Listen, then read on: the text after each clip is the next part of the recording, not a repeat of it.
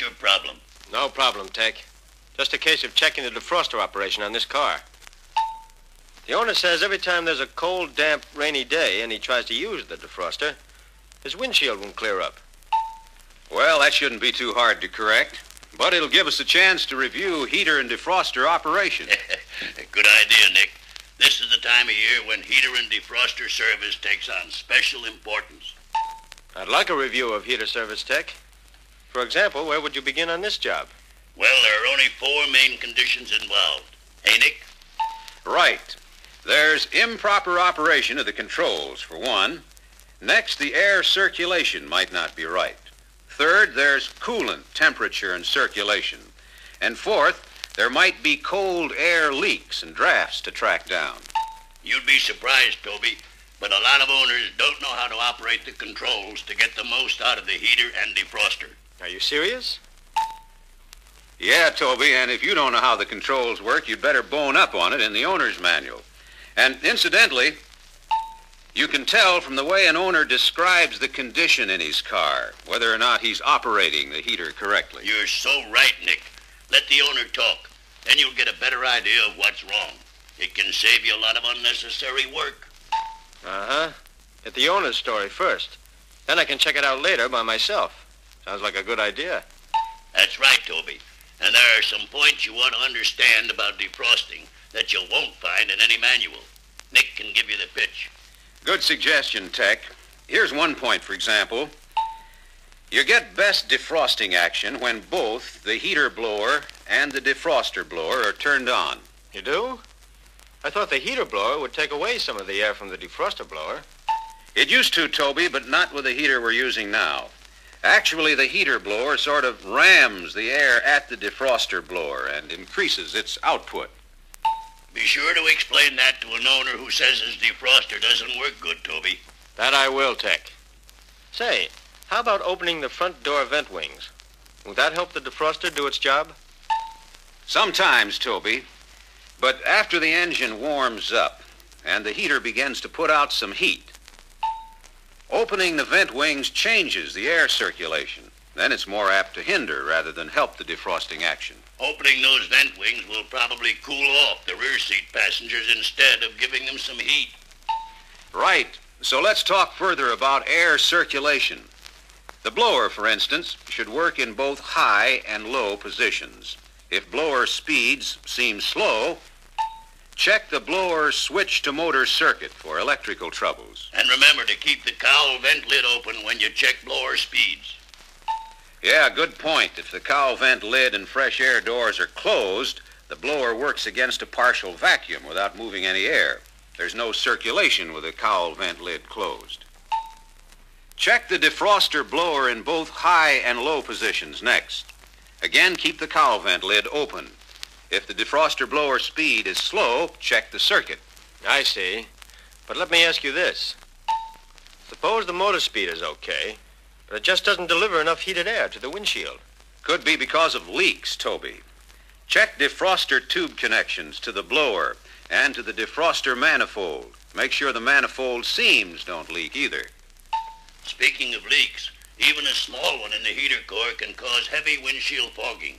And if a glycol antifreeze is used, an oily film will form on the glass. You can check that by turning heater controls off. Close cowl vent lid. Wipe the windshield dry and clear. Park where the glass will get cold.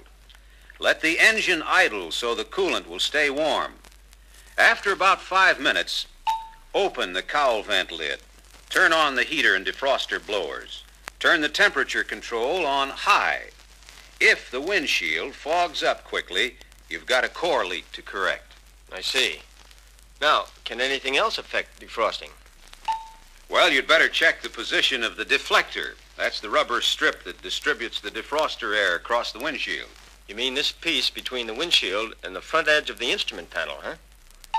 Right. It won't direct air through the slots unless the panel is properly positioned so the deflector fits tightly between the windshield and panel.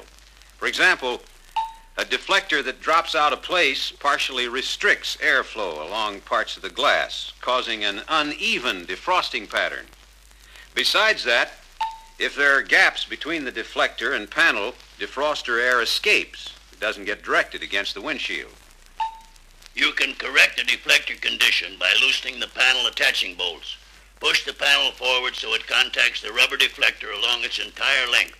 Then retighten the bolts. Sometimes the deflector gets out of place when the windshield glass is replaced. Occasionally, on some of the 55 models, the deflector attaching nibs may be broken off. If that ever happens, remove the windshield and loosen the instrument panel so you can position the deflector properly. You can use trim panel clips to replace any broken nibs to help retain the deflector.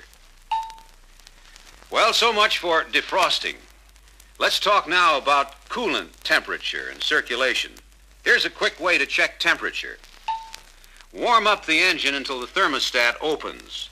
If you can hold your hand on the top tank of the radiator, the coolant isn't getting hot enough. So you'd better test the thermostat. Got a quick check for circulation, too? Yep. Feel the two hoses at the heater core. If one is hot and the other's cold, there's poor circulation. First, you'd check for kinked hoses that are cutting off circulation. Next, you'd check the operation of the temperature control valve. Maybe it doesn't open fully. Don't forget, there's a chance there might be an airlock in the heater core, or the water pump might not be doing its job. Right, Tech. Now, to check the temperature control valve, first see if the control cable moves the valve lever from closed to wide open position. If not, adjust control cable travel. Check the thermostatic part of the temperature control valve next. Usually that doesn't cause any reduced heating, but it's an easy thing to check. Easy is right. All you do is turn the temperature control on high, which fully opens the control valve. Use your thumb and try moving the spring-loaded lever at the top of the assembly forward about a 1/4 inch. If it moves forward and snaps back when you release it, it's probably okay. If it doesn't, it's binding somewhere and you'll have to free it up. Better tell Toby what to do if an owner reports that the heater doesn't shut off. If that happens in summer, the owner isn't going to like it. I wouldn't like a summer hotfoot myself, and I've known about such cases. What keeps the valve from closing? Dirt? Usually, if dirt or scale particles stick under the valve, it won't seat tightly. But cleaning it out is easy. Just turn the temperature control on high. Then race the engine several times to speed up coolant flow through the valve. That washes off the deposit, and zingo, the valve then seats tightly. Another condition an owner might occasionally report is a heater buzz at high speeds. Before you buzz into the fix on that buzz, somebody please turn the record. Then we can cover that story properly. We were talking about a buzz at high speeds, above 55 miles an hour. What causes it, Nick? Reversed hose connections, Toby, at the temperature control valve. The coolant flows through the wrong way. You check for this by turning the temperature control to full on or full off position. If the noise stops with the control turned to either extreme position, the hoses are probably reversed. Well, which one goes where? Just remember, hot water flowing from the engine should go to the upper pipe of the temperature control valve, the one curved like an elbow. That's the inlet. Oh, and the hose from the lower pipe, that straight pipe, is the outlet and goes to the bottom of the heater core. That it? Yep, that's the idea. Except on the Imperial. On that model, the valve is upside down. The elbow-shaped pipe is the lower one. Now, let's see. About all we haven't covered is checking for cold air leaks. They don't show up very often, but when there's an opening somewhere, say in the cowl panel or at the base of the steering column, it's like trying to heat a house while the front door is wide open. So check the front compartment floor covering to be sure it's in place. The doors and windows, too, ought to close tight and make a good seal. Keep a sharp eye on those fresh air doors also. Check the seal with a shipping tag. Make sure both doors close up good and snug. This reference book has instructions for adjusting those doors, as well as correcting other conditions you might come across. Okay, Nick, and thanks. I can use that information. I was wondering, though, about that new gasoline heater. Do you suppose you could fill me in? We sure could, and will. I got a unit over there on the bench. This new instant heat job uses the same controls, defroster, and heater blowers that the hot water heater does, Toby. All that's different is the way it produces the heat. Right. When you look at it one section at a time, it becomes pretty easy to understand. There's a heat exchanger and a burner assembly. The burner assembly has a nozzle that atomizes the fuel in a mixing chamber. Air and fuel are mixed in the chamber. A spark plug fires the mixture, which produces the heat. The heat blower pushes fresh air through a space between the exchanger and a two-piece case or housing and into the car interior.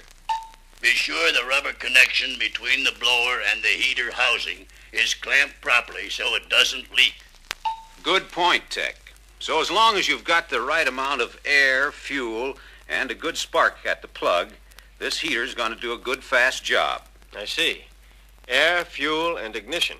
Sure sounds familiar. Well, basically, that's it. Each of those three elements must be up to snuff. Quite often, the trouble is something simple, like a blown fuse, plug nozzle, or dirty spark plug, or something equally easy to find. You mean even I should be able to keep this gas heater in top condition? I don't see how you can miss, Toby, or any technician for that matter. Sure. Look how simple the blower and fuel pump assembly is, for instance. The blower and fuel pump are combined into a single assembly and driven by an electric motor. The ignition unit has a coil, two condensers, and a vibrator. It provides high-tension current for the spark plug. This ignition unit is sealed and serviced as a complete assembly. There are also three control units, a heater thermostat, an overheat switch, and a fuel valve operated by a solenoid. Still with me? Yeah. Nothing too tough so far. Fine. The control cable adjusts the thermostat setting. The thermostat regulates heater output by opening and closing a micro switch. The fuel valve regulates fuel flow to the nozzle. It's operated by a solenoid coil. Solenoid action is controlled by the micro switch in the thermostat. An overheat switch in the heater case will open the solenoid circuit, shutting off the fuel if the burner overheats. Fairly clear. But how do I check it? Well, it depends on the owner's report. If he says there's not enough heat, you better cover all the bases. Experience shows ignition seldom causes trouble, yet an electrical check is the easiest to make. So look for loose wires, poor grounds, and poor connections first. Every major unit, after all, depends on a good electrical circuit. So inspect all connections and the fuse to begin with. What's more, no disassembly is involved. Good advice, Nick. Then Toby ought to look for combustion air leaks that might upset the fuel-air ratio. Right. Check hose connections at the blower and the heater housing. Turn the heater, blower, and ignition switch on, but don't start the engine. Both the heater and burner blowers should operate. If the heater blower runs but the burner blower doesn't, the trouble's in the burner blower circuit or in the motor itself. Make sure there's a good ground connection for the black wire leading from the burner blower motor. Next, follow the red wire back to its connection at the ignition unit. Remove the red wire and hook it to a good hot terminal. If the blower operates, the trouble is in the circuit. A possible cause of slow blower operation is a bind in the fuel pump. So uncouple the pump, and if the blower speeds up, the pump is binding. Good idea. I'll remember that. If the blower works and drives the fuel pump, you're all right up to there. But unless the solenoid fuel valve works, the nozzle won't get enough gas to burn. Here's how you check fuel valve operation. Remove the white wire from its terminal at the front of the heater case. Put the temperature control on high. Hold your ear close to the case and touch the wire to its terminal. You should hear the valve click as it opens. Don't let that white wire touch the case, or you'll cause a short. Okay. Now, if I do hear the click. Well, that means the solenoid coil is okay. If there's no click, check the overheat switch, which is wired in series with the solenoid. It may need replacement. If the switch is good, the solenoid coil may need replacing. Suppose that both the switch and solenoid are okay. Well, then there's either low fuel pressure or a plug nozzle, and it could be poor ignition.